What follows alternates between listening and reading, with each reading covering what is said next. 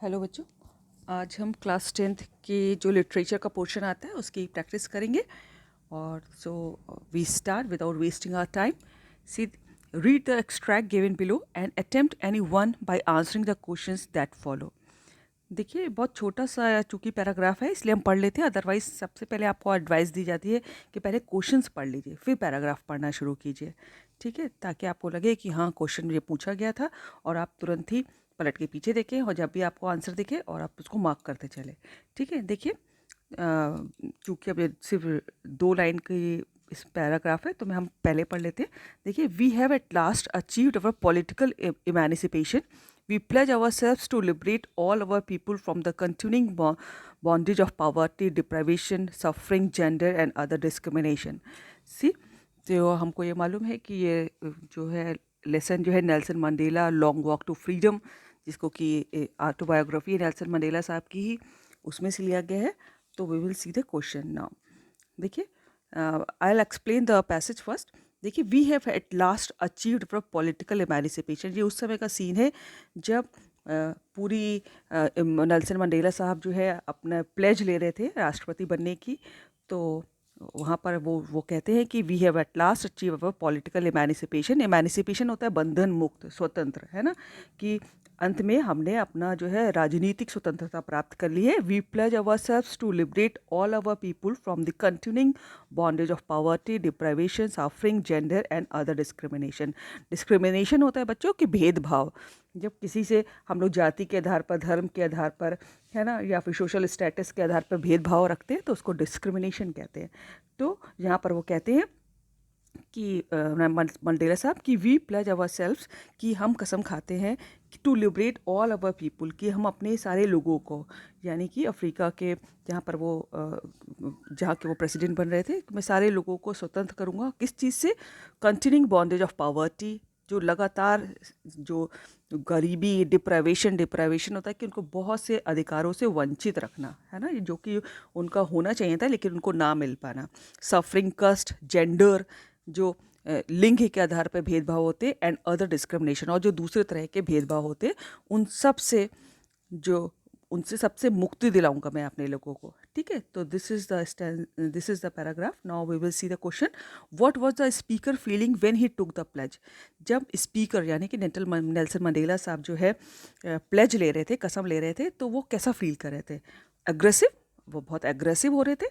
Determined हो रहे थे।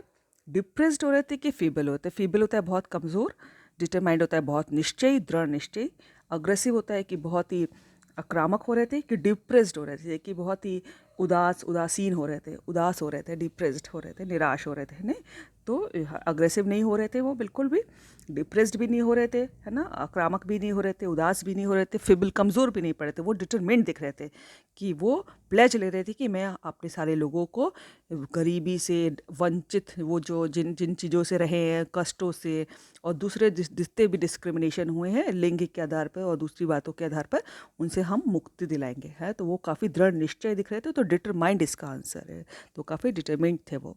अगला देखिए, choose the option that list the set of statements that are not true. बहुत ध्यान से पढ़ना है आपको question. That are not true according to the given extract, ये जो 2 लाइन ऊपर दी गई हैं उस एक्सट्रैक्ट के आधार पर जो सही नहीं है उनको हमको पता करना है। तो देखिए, पहला है कि Nelson Mandela is the speaker of the given extract. हाँ, बिल्कुल सही है कि नेल्सन मंडेला साहब बोल रहे थे he has achieved political emancipation. उन्होंने पॉलिटिकल इमेंसिपेशन यानी कि राजनीतिक स्वतंत्रता प्राप्त कर ली थी। बिल्कुल सही है ये, यानी कि, लेकिन ये तो सही है, तो हमको तो नॉट ट्रू ढूंढने हैं। He is asking others to kill the oppressors. क्या वो दूसरों से ये कह रहे थे कि जिन्होंने हम लोगों को दबाया उनको मार डालें? नहीं, बिल्कुल नहीं, ऐसा बिल्कुल नहीं कहा। तो 3 आंसर इसका है कि नॉट ट्रू है जो। 4 देखते हैं, Mandela wanted to free people from all kinds of bondage and suffering. हाँ, बिल्कुल सही है, साफ कहा है उन्होंने कि हम अब लोगों को सब तरह की दास्ता से और कष्टों से मुक्ति दिलाना चाहते हैं, तो ये नहीं है। He was only fighting for himself, वो अपने लिए लड़ रहे थे क्या? नहीं, बिल्कुल गलत। तो यानी कि 3 और 5 दिया है आंसर सी में, है तो आंसर सी इसका सही है। 3 and 5 are not true according to this given extract. Now come to the next point. See, pick the option that correctly classifies facts and opinions of the students below. ठीक है, यहाँ पर कुछ लोग दिखाए गए हैं जो अपना जो कुछ बोल रहे हैं, इसमें से हमको क्या फैक्ट है, जो हम लोगों को एक्सट्रैक्ट दिया गया है, जो 2 लाइन का पैसेज दिया गया है, उसके हिसाब से जो फैक्ट है वो अलग करना है, और ओपिनियन जो लोगों उनके बारे में सोचते हैं लेकिन वो फैक्ट नहीं है, वो अलग करना है। तो देखिए नंबर 1 है इसका कि I think Nelson Mandela was very brave to have stood alone for a cause, है ना। तो यहाँ पर देखिए वो कह रहे हैं कि I think Nelson Mandela was very brave to have stood alone for a cause. तो ये उनका सोचना है, ये यहाँ पर साफ साफ उन्होंने लिखा है कि आई थिंक, है ना, ये फैक्ट इसके हिसाब से नहीं है कि I think Nelson Mandela was very brave to have stood alone for a cause, कि वो इस कारण के लिए अकेले खड़े हुए, नहीं, ये तो ओपिनियन है। ठीक है, अगला देखिए, he manage to achieve political emancipation for his people. हाँ, ये बिल्कुल सही है, इसमें लिखा भी है कि उन्होंने पॉलिटिकल इमेनिसिपेशन अपने लोगों के लिए राजनीतिक स्वतंत्रता प्राप्त की। ही मैनेज टू अचीव, उन्होंने मैनेज किया उसको पाना, पॉलिटिकल इमेनिसिपेशन को, ये बिल्कुल सही, ये फैक्ट है। नंबर 3 देखिए, yes and he also took a pledge to liberate everyone from all bondages. ये भी सही है कि उन्होंने कसम खाई कि अपने लोगों को लिबरेट करेंगे, बंधन मुक्त करेंगे फ्रॉम ऑल बॉन्डेजेस, सारी तरह की दास्ताओं से, है ना, सारी गुलामियों से बंधन मुक्त करेंगे, ये फैक्ट है ना। ये दोनों हम लोग के पैसेज में मेंशन भी है। 4 देखते हैं कि it must have been very difficult for Mandela to fight against such cause. और ये तो बिल्कुल ये पता लग रहा है कि ये इनकी सोच है कि it must have been very difficult, कि बहुत उनके लिए मुश्किल हुआ होगा मंडेला साहब के लिए to fight against such causes, इन कॉजेस के लिए लड़ना।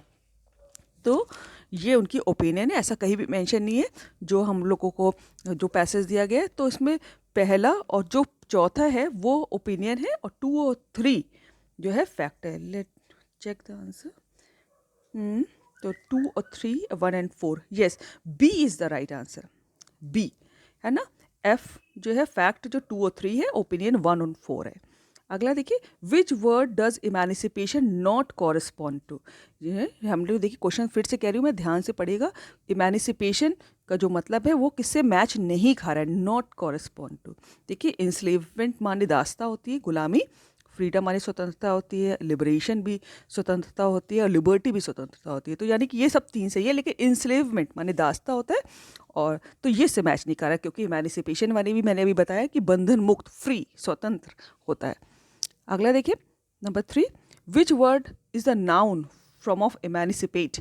इमेनिसिपेट का जो नाउन है ना, नाउन हम लोग को मालूम है, किसी noun is a name of a place, person और थिंग। तो ये नाउन का, इमेनिसिपेट वर्ड का नाउन क्या होगा, इमेनिसिपेटर, बी इज द आंसर, है ना। क्योंकि प्लेस तो होता नहीं, बंधन मुक्त कोई जगह तो होती नहीं, कोई चीज़ भी नहीं होती, यानी कि कोई पर्सन होगा, और इमेनिसिपेटर विल बी द आंसर, है ना। इमेनिसिपेटर जो है पर्सन होगा और वो नाउन होगा। तो now come to the next, और आपको चॉइस होगी 2 पैसेज में से। तो इसमें जो है आपको एक करना होगा, तो वो हमने देखा था कि नेल्सन मंडेला साहब के लेसन से आया था, Nelson Mandela long walk to freedom, बहुत अच्छी किताब है उनकी। और ये जो है आपको आपकी दूसरी बुक से आया है, और हमने पहले से आपको कह रहे हैं कि क्वेश्चन आप पहले पढ़िएगा और पैसेज पढ़ना बाद में शुरू कीजिएगा। अब ये चूँकि यहाँ पर वीडियो बहुत लंबा हो जाएगा, तो मैं पैसेज नहीं पहले ही पढ़ लेती हूँ, क्वेश्चन पढ़ने का इतना टाइम नहीं होगा। और ये लेसन है, I try to sound severe now, I really mean this, if you don't cut his food right down. Okay, ये है अ ट्रायम्फ ऑफ सर्जरी, है ना, ट्रायम्फ ऑफ सर्जरी लेसन का है, जिसको कि मिस्टर जेम्स हैरियट ने लिखा हुआ है। तो मैं पढ़ती हूँ, I try to sound severe. यहाँ पर देखिए, याद कीजिए जब हम लोग ने लेसन पढ़ा था, इसका वीडियो पढ़ा हुआ है, कि यहाँ पर जब मिसेस वाम्फ्री जो है डॉक्टर से मिलती हैं, जो कि एक जानवरों का डॉक्टर है, तो क्या बात होती है, तो डॉक्टर कहता है कि I try to sound severe, कि मैंने गंभीर होने का, गंभीरता से आवाज़ निकाली, अपनी आवाज़ को गंभीर किया। Now I really mean this, if you don't cut his food right down and give him more exercise, he is going to be really ill. और वो उन्होंने मिसेस वाम्फ्री से कहा डॉक्टर ने कि मेरा मतलब है कि अगर आपने तुरंत जो है इसके खाने को कम नहीं किया और उसको एक्सरसाइज नहीं करवाई, कसरत नहीं करवाई, he is going to be really ill, वो बहुत बीमार हो जाएगा। तो यहाँ पर ट्रिकी उनका जो कुत्ता था उसके लिए बात हो रही है, मिसेस पम्फ्री के कुत्ते के लिए। You must harden your heart and keep him on a very strict diet. और डॉक्टर मिसेस पम्फ्री को एडवाइस करते हैं कि आपको अपना दिल मजबूत करना होगा और उसको एक बहुत ही स्ट्रिक्ट डाइट पे रखना होगा, यानी कि संतुलित खाना देना होगा, स्ट्रिक्ट डाइट पे रखना होगा। मिसेस पम्फ्री रंग her hands, oh I will. और मिसेस पम्फ्री जो थी वो अपने हाथ मलती हुई कहती हैं कि ओ आई विल, मैं ऐसा करूँगी Mr Harriet. I am sure you are right, मैं बिल्कुल निश्चित हूँ कि आप बिल्कुल सही कह रहे हैं। But it is so difficult, so very difficult, लेकिन ये बहुत कठिन है, बहुत कठिन है। She said of head down along the road as if determined to put the new regime into practice immediately। और उन्होंने अपने हाथ जो है सर पे रखे और वो रोड पे जा रही थी, सड़क पे जाने लगी वापस, और एज इफ़ डिटरमाइंड, और वो इतनी उस समय जब ऐसा वो कर रही थी तो वो बहुत ही दृढ़ निश्चय लग रही थी, to put the new regime into practice immediately, कि वो उस नए रिजीम को, जो कुत्ते जो उनका ट्रिकी था उसके लिए जो उन्होंने नई रिजीम, जो नया रूटीन फॉलो किया था, कि उसको तुरंत प्रैक्टिस में लाएंगे। I watched their progress with growing concern. Tricky was tottering along in his little tweed coat. He had a whole wardrobe of these coats। और यहाँ पर आई जो है डॉक्टर जो मिस्टर हैरियट थे उनके लिए, I watch there progress with growing concern, और मैं उनकी बहुत कंसर्न के संग उनकी प्रोग्रेस देखा मैंने। Tricki was tottering along in his little tweed coat. Tweed एक कपड़ा होता है बच्चों, और टॉटरिंग होता है कि बिल्कुल जब ठीक से नहीं चल पाता आदमी, थोड़ा अजीब ढंग से चलता है, लड़खड़ा के, जो तो परफेक्टली नहीं चलता, तो उसको टॉटरिंग कहते हैं। और अपने ट्वीड एक कपड़े के जो कोट में अपने टॉटरिंग कर रहा था, यानी कि टेढ़ा मेढ़ा चल रहा था। He had a whole wardrobe of this coats, और उसके पास इस तरह के कोट्स की पूरी एक अलमारी थी। वॉर्डरोब होते हैं अलमारी को। For the cold weather and a rain coat for the wet days, और उसके पास जाड़ों के मौसम के लिए, और जो गीले दिन होते हैं यानी कि बारिश के दिन होते हैं उनके लिए रेन कोट, ये सब तरह के कपड़े थे।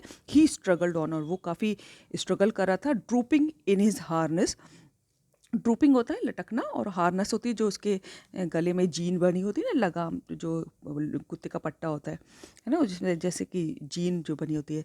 आई thought it would be long before I heard from Mrs Pomfrey, और मैंने सोचा कि ये बहुत लंबा समय हो जाएगा इससे पहले कि मैं मिसेस पम्फ्री से सुनूं। तो अब देखिए, choose the picture that expresses the true emotions of Mrs Pumphrey while she was walking along the road. I देखिए, फिर से देखिए, I thought it wouldn't be long before I heard from Mrs Pumphrey, कि इससे ज़्यादा समय नहीं लगेगा कि मैं मिसेस पम्फ्री से सुनूँ ये।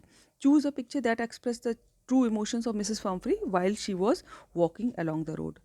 देखिए, ये 4 फ़ोटो दी हैं, इसमें से सही इमोशन जो फ़ोटो आपको दिखा रही हो वो करना है। पहली फ़ोटो में है कि Mrs Pomfrey walking in excitement, कि मिसेस पम्फ्री जो है बहुत एक्साइटेड होकर वॉक कर रही थी।